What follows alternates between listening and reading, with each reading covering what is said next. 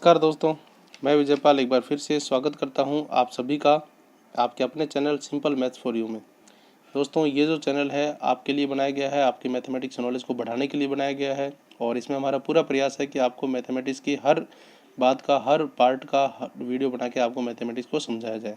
और इसमें आपका भी सहयोग चाहिए, आपका सहयोग मिला भी है, तो आपका जो सहयोग मिला उसके लिए धन्यवाद। आगे भी इसी तरह से सहयोग करते रहिए, वीडियो देखते रहिए और मैथमेटिक्स की नॉलेज को प्राप्त करते रहिए। आज का जो टॉपिक है वो ट्रायंगल जो वीडियो सीरीज़ है उस पर आधारित है। त्रिभुज की हमने वीडियो सीरीज शुरू की थी। पिछले वीडियो में जो इसका पहला लेसन था उसमें हमने त्रिभुज के जो बेसिक चीज़ें होती है उसके बारे में पढ़ा था। यदि वो वीडियो आपने नहीं देखा है तो सबसे पहले आप वो वीडियो देख लीजिए ताकि उसके बाद ये आपको कंटिन्यू समझ में आए। आज के वीडियो में हम देखेंगे त्रिभुज के जो सूत्र हैं, त्रिभुज का परिमाप, क्षेत्रफल वगैरह कैसे ज्ञात करते हैं वो, और उसके अलावा हम देखेंगे त्रिभुज के बारे में एक दो विशेष बातें। तो वीडियो शुरू करने से पहले मैं सभी से रिक्वेस्ट करूंगा कि वीडियो को बिल्कुल लास्ट तक देखिए। पूरा देखेंगे तभी आपको अच्छी तरह समझ में आएगा और फुल आवाज़ में देखिए। जितनी बड़ी स्क्रीन पे हो सकता है उतनी बड़ी स्क्रीन पे देखिए। अच्छा लगे तो लाइक कीजिए और अपने सभी दोस्तों को शेयर कीजिए। चलिए शुरू करते हैं। देखिए, त्रिभुज हमने पढ़ा था, तीन भुजाओं से घिरीबंद आकृति को त्रिभुज कहते हैं। तीन भुजाएं होती हैं, तीन कोण होते हैं। कोणों के आधार पर त्रिभुज के तीन प्रकार होते हैं। भुजाओं के आधार पर भी त्रिभुज के तीन प्रकार होते हैं। ये सारी बातें हमने पढ़ ली थी। आज हम देखेंगे त्रिभुज के सूत्र। तो देखिए, सबसे पहले हम बात करते हैं त्रिभुज का परिमाप। किसकी बात करते हैं? त्रिभुज का परिमाप। यहाँ पर त्रिभुज का मैं निशान बनाऊंगा, आप पूरा त्रिभुज भी लिख सकते हो या निशान भी लगा सकते हो। देखिए, परिमाप का मतलब होता है चारों तरफ की माप। परिमाप का मतलब क्या होता है? चारों तरफ की माप। यानी यहाँ पर आपको हमेशा क्या करना है, परिमाप में तीनों भुजाओं का योग आपको निकालना है, क्योंकि तीनों भुजाएं अलग अलग हो सकती हैं। तो तीनों भुजाएं आपको दी हुई होंगी, तो तीनों भुजाओं का योग जब आप निकालोगे तो वही आपका क्या आएगा? परिमाप। परिमाप के लिए कोई विशेष स्पेशल सूत्र नहीं है, बस आपको तीनों भुजाओं का योग करना है और तीनों भुजाओं का योग करके आपको त्रिभुज का परिमाप निकालना है। ठीक है, फिर बात करते हैं हम त्रिभुज का क्षेत्रफल। तो त्रिभुज के क्षेत्रफल का जो मेन सूत्र होता है, जो बेसिक सूत्र होता है, वो आपको याद रखना है 1/2 इंटू आधार इंटू ऊंचाई। 1/2 इंटू आधार इंटू ऊंचाई। अब यहाँ पर 1/2 तो संख्या है, इंटू आधार। आधार यहाँ पे होता है त्रिभुज के नीचे वाली भुजा जिस पर त्रिभुज खड़ा है। ठीक है, और ऊंचाई होती है हाइट। और ऊंचाई किसी भी चीज़ की हमेशा लंबवत नापी जाती है। ऊपर वाले शीर्ष बिंदु से हमेशा जो सीधी लंबवत ऊंचाई है वो होती है ऊंचाई। ये तो आपको त्रिभुज का क्षेत्रफल जब भी ज्ञात करना हो तो आपके पास आधार होना चाहिए, आपके पास ऊंचाई होनी चाहिए, और 1/2 इंटू आधार इंटू ऊंचाई से आपको त्रिभुज का क्षेत्रफल ज्ञात करना है। अब यहाँ पे देखिए, आधार ये भुजा है जो आपको दी हुई हो सकती है, लेकिन ऊंचाई ये भुजा नहीं है। ये भुजा नहीं है, भुजा ये दोनों है। तो कई बार ऊंचाई आपको हो सकता है दी जाए, हो सकता है नहीं दी जाए। यदि ऊंचाई आपको दे दी जाती है तब तो बिल्कुल आराम से त्रिभुज का क्षेत्रफल इससे निकल जाएगा। लेकिन यदि आपको ऊंचाई नहीं दी हुई तो पहले आपको ऊंचाई ज्ञात करनी पड़ेगी और फिर आपको त्रिभुज का क्षेत्रफल निकालना पड़ेगा। और कई बार तो ऊंचाई आराम से निकल जाती है, कई बार ऊंचाई आराम से नहीं निकलती। तो उस कंडीशन में थोड़ा सा ये त्रिभुज का क्षेत्रफल ज्ञात करने में दिक्कत आती है। लेकिन आपको त्रिभुज के क्षेत्रफल का यही सूत्र ध्यान रखना है, यही मेन सूत्र है, इसी से त्रिभुज का क्षेत्रफल आपको निकालना है। अब एक बात और देखिए, यहाँ पे यदि त्रिभुज इस तरह का होता, समकोण त्रिभुज, ये यदि त्रिभुज इस तरह का होता, समकोण त्रिभुज, तो यहाँ पे आधार तो ये हो जाती भुजा AB, और इसकी ऊंचाई क्या होती? इसकी ऊंचाई इस बिंदु से नीचे वाले बिंदु की जो सीधी रेखा है ये लंबवत, यानी यही क्या हो जाती? इसकी ऊंचाई हो जाती। यानी अगर समकोण त्रिभुज है तो 1/2 इंटू आधार इंटू ऊंचाई, और ये जो ऊंचाई है वो भी एक क्या बन रही है? वो भी एक भुजा बन रही है। तो समकोण त्रिभुज में यदि आपको दोनों भुजाएं पता है तो इस सूत्र से बिल्कुल आराम से आप उसका क्षेत्रफल निकाल सकते हो। इसी प्रकार यदि त्रिभुज इस तरह का है, यदि त्रिभुज इस तरह का है, अधिक कोण त्रिभुज है, इस तरह का त्रिभुज है, तो यहाँ पर आधार क्या हो जाएगी? मान लो ये रेखा AB और C है, तो आधार तो यहाँ पे AB हो जाएगा। ठीक है, लेकिन यहाँ पर जो ऊंचाई है वो शीर्ष बिंदु से डाला गया नीचे लंब होता है।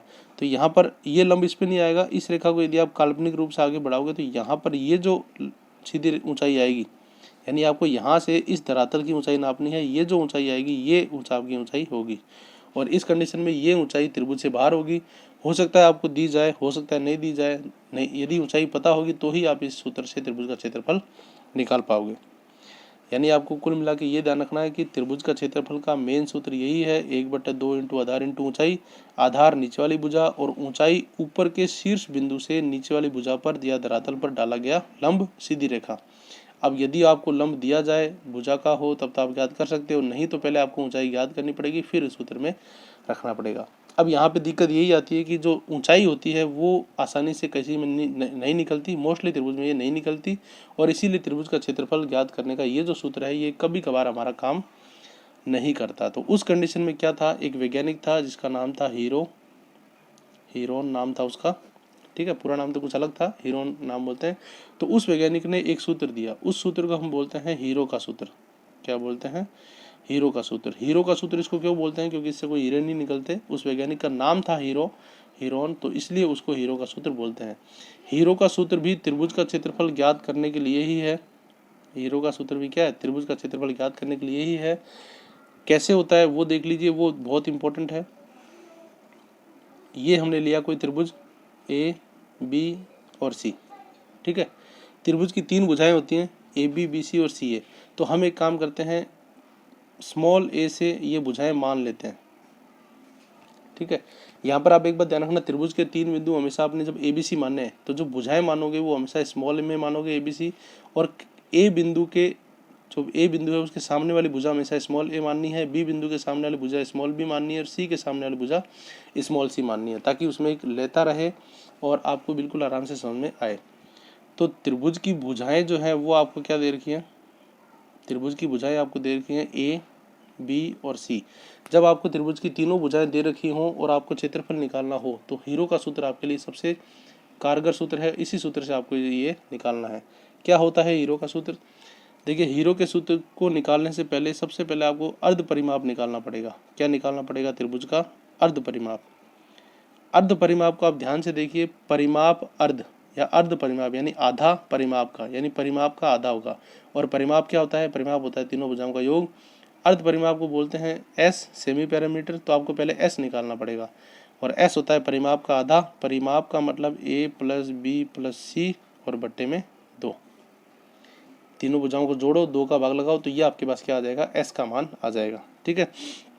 ये एस का मान आ जाएगा। अब आपके पास एस का मान आ गया। अब आप त्रिभुज का क्षेत्रफल ज्ञात करने का जो सूत्र लगाओगे वो सूत्र ये है, एस गुणा में एस माइनस ए गुणा में एस माइनस बी गुणा में एस माइनस सी, और इस पूरे का अंडर रूट। इस तरह से जब आप इसको हल करोगे तो आपके पास क्या आ जाएगा? त्रिभुज का क्षेत्रफल आ जाएगा। ये जो सूत्र है ये त्रिभुज का क्षेत्रफल निकालने का सूत्र है। ये सूत्र दिया था हीरो नाम के वैज्ञानिक ने, इसलिए इसको हीरो का सूत्र बोलते हैं। बहुत ही इंपॉर्टेंट सूत्र है ये। आया समझ में? एक एग्जाम्पल हम देख लेते हैं ताकि आपकी और क्लियर हो जाए।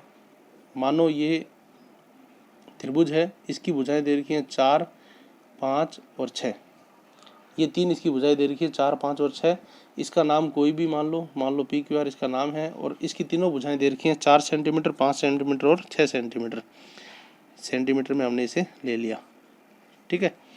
अब आपको क्या करना है? यहाँ पर हीरो के सूत्र से इसका क्षेत्रफल ज्ञात करना है। तो सबसे पहले हम ज्ञात करेंगे अर्ध परिमाप। क्या ज्ञात करेंगे? अर्ध परिमाप। अर्ध परिमाप एस का मान होता है ए प्लस बी प्लस सी बट्टे 2। जोड़ो, ए बी सी क्या होती है? तीनों भुजाएं होती हैं। तो यहाँ पे तीनों भुजाएं क्या हैं? 4, 5, 6। तो यहाँ पर क्या होगा? 4 + 5 + 6 और बट्टे में 2। अब देखिए ये संख्याएं हैं, संख्याओं को जोड़ के आपको कैलकुलेशन करनी है। कैलकुलेशन तो करनी ही पड़ेगी, उससे नहीं बच सकते। करिए कैलकुलेशन। 6 और 5 11 और 4 15, तो 15/2। एक बात ध्यान रखना, कैलकुलेशन में गलती मत करना, क्योंकि मोस्टली स्टूडेंट 80% स्टूडेंट जो है वो कैलकुलेशन में ही गलती करते हैं। सूत्र बिल्कुल आसानी से समझ में आ जाता है, याद भी कर लेते हैं, लेकिन कैलकुलेशन में गलती होने के कारण उन्हें ये पूरा समझ में नहीं आता। तो यहाँ पे 15/2 हो गया। 15/2 को जब आप हल करोगे तो कितना आएगा? 15 का आधा 7.5 यानी 7.5। तो एस का मान कितना आ गया? 7.5। अब त्रिभुज के क्षेत्रफल के लिए हीरो का सूत्र लगाओ। तो एस माइनस ए, एस माइनस बी और एस माइनस सी और इसका रूट। अब यहाँ पे देखिए एस का मान कितना है? 7.5। तो 7.5 इंटू एस माइनस ए यानी 7.5 माइनस ए है पहली यानी कि 4, 7.5 माइनस बी है दूसरी यानी कि 5, और 7.5 माइनस सी है तीसरी यानी कि 6। ये। अब इसको हल करो तो 7.5 इंटू में 7.5 में से 4 गए तो कितना आएगा 3.5, 7.5 में से 5 गए तो कितना आएगा 2.5, 7.5 में से 6 गए तो कितना आएगा 1.5। और ये इस तरह से। अब आप इसको बिल्कुल आराम से सॉल्व कर लीजिए। सॉल्व करने के बाद आप इसको बिल्कुल आराम से इसका आंसर निकाल सकते हो, वही आपका सेंटीमीटर स्क्वायर का उत्तर आ जाएगा। ठीक है, अब यहाँ पर देखिए मैं आपको यदि पूरा सॉल्व करके बताऊंगा तो वीडियो बहुत लंबा हो जाएगा। आप इसको सॉल्व कर लीजिए। इसको सॉल्व करने के लिए एक छोटी सी मैं आपको ट्रिक जरूर बता सकता हूँ जिससे ये इजीली सॉल्व हो जाएगा। देखिए यहाँ पे सबके अंदर पॉइंट है, ठीक है ना, तो आप पॉइंट को हटा दो और बट्टे में 0 लगा दो। कैसे, देखिए पहले 7.5 है, 3.5 है, 2.5 है और 1.5 है। तो आप क्या करो, 7.5 है, मैंने 7.5 के बीच में से पॉइंट हटा दिया और पॉइंट के बाद एक संख्या है तो पीछे कितना आ जाएगा 10। इसी तरह से 3.5 को आप लिख सकते हो 35/10, इसी तरह से 25/10 और इसी तरह से 15/10, ये आप लिख सकते हो। ठीक है, अब यहाँ पर 10 × 10 100, 100 × 10 1000 और 1000 × 10 10,000, तो यहाँ पे 10,000 आएगा। और इसकी जब आप वर्गमूल निकालोगे तो यहाँ पे 100 इसका वर्गमूल आ जाएगा और अंदर ये संख्याएं बच जाएंगी 75 × 35 × 25 × 15। अब आप इसको इजीली सॉल्व कर सकते हो क्योंकि पॉइंट वाला हट गया। यहाँ पर 1/100 है। ठीक है, देखिए 75 को आप क्या लिख सकते हो, 75 को आप लिख सकते हो 3 × 25, 35 पढ़ाई है, 25 भी पढ़ाई है। और 15 को क्या लिख सकते हो, 15 को आप लिख सकते हो 3 × 5। ठीक है, अब यहाँ पर देखिए जोड़े बनाइए, 25 और 25, 25 और 25 का 2 जोड़ा है तो एक जोड़ा बाहर आ जाएगा, 3 और 3 का एक जोड़ा है तो एक जोड़ा भी बाहर आ जाएगा, यानी 1/100 इंटू 3 और 3 में से एक 3 बाहर आ गया, 25 और 25 में से एक जोड़ा बाहर आ गया, पीछे आपका बच गया 35 × 5, ये अंडर रूट में। जब वर्गमूल क्या होता है, किसी संख्या को किससे गुणा करते हैं, जब 25 × 25 2 बार गुणा है तो जब इसका वर्गमूल निकालेंगे तो वो एक बार बाहर आ जाएगा। 3 और 3 की 2 बार गुणा है, जब इसका वर्गमूल निकालेंगे तो वो एक बार बाहर आ जाएगा। इसी तरह से 35 × 5 है, इस 35 को आप लिख सकते हो 5 × 7 और ये 5 है। अब ये देखिए 5 और 5 भी आ गया तो 5 भी बाहर आ जाएगा, यानी 1/100 × 3 × 25 × 5, रूट में कितना बच गया 7, तो ये 7 अंदर पड़ा रहेगा। इसको आप आराम से हल कर लीजिए, 25 × 25, 25 × 100, 3 × 5 = 15/4 × √7, ये आपके पास मान आ जाएगा सेंटीमीटर स्क्वायर में। आप चाहो तो यही रूट में छोड़ सकते हो, चाहे तो पॉइंटों में कर सकते हो, कैसे भी कर लो, ये कैलकुलेशन तो आपको आनी ही चाहिए। इस तरह की कितनी भी कैलकुलेशन टफ या टेढ़ी मेढ़ी हो सकती है वो आपको आनी ही चाहिए। तो इस तरह से हमने निकाला त्रिभुज का क्षेत्रफल। त्रिभुज का क्षेत्रफल का साधारण सा सूत्र हमने देखा था 1/2 × आधार × ऊंचाई, लेकिन ऊंचाई ज्ञात करने में कई बार दिक्कत होती है, तो हीरो के सूत्र से आप इसका जो क्षेत्रफल है वो बिल्कुल आराम से निकाल सकते हो। बस इसमें थोड़ी सी कैलकुलेशन है जो आप 1-2 बार करोगे, 1-2 बार के अभ्यास से वो आप बिल्कुल आराम से निकाल सकते हो। एक चीज़ और मैं आपको आज बता देता हूँ, बहिष्कोण। त्रिभुज के क्या होते हैं, बहिष्कोण। देखिए बहिष्कोण का मतलब होता है, बहि का मतलब बाहर का, बहि का मतलब बाहर का और कोण का मतलब कोण।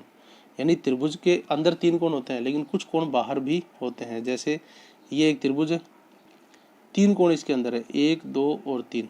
ठीक है, ये 3 कोण इसके अंदर है, लेकिन अगर हम इसकी किसी भी एक रेखा को बढ़ाएं, जैसे मैंने इसकी एक रेखा को आगे बढ़ा लिया, तो इसके बाहर जो कोण बनेगा, मतलब ये वाला कोण, तो ये वाला कोण क्या कहलाएगा, बहिष्कोण कहलाएगा।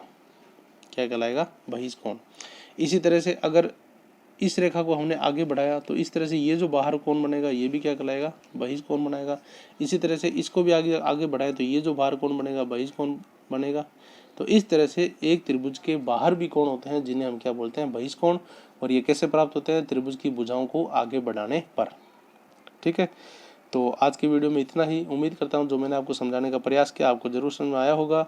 वीडियो अच्छा लगे तो इसे लाइक कीजिए, सभी दोस्तों को शेयर कीजिए, चैनल को सब्सक्राइब कर दीजिए, बेल आइकन दबा दीजिए ताकि आपको हमारे हर वीडियो की नोटिफिकेशन मिल जाए और मैथमेटिक्स की कोई भी नॉलेज आपसे नहीं छूटे। मिलते हैं बहुत जल्द एक नेक्स्ट वीडियो में, तब तक के लिए धन्यवाद।